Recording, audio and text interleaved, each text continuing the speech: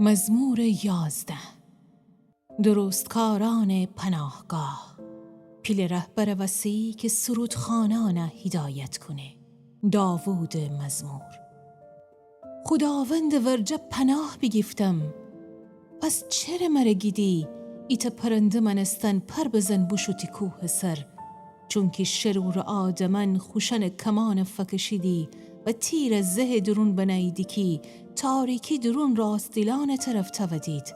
وقتی پای ینف گردیدی درستکار آدم ده چی تنه بکنه؟ خداوند خو مقدس معبد درون ایسه. خداوند آسمان درون خو تخت سر نشته. اون چومن فندره. اون چومن پلک ذهن امره انسان امتحان کنه. خداوند درستکار و شرور امتحان کنه.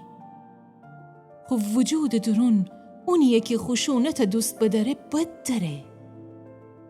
شرور آدمان سر ول بگیفت آتش ورنه. اوشن سم ول بگیفت گوگرد به و آتشی باد که سوجنه. چونکی خداوند عادله. اون درستکاری دوست داره.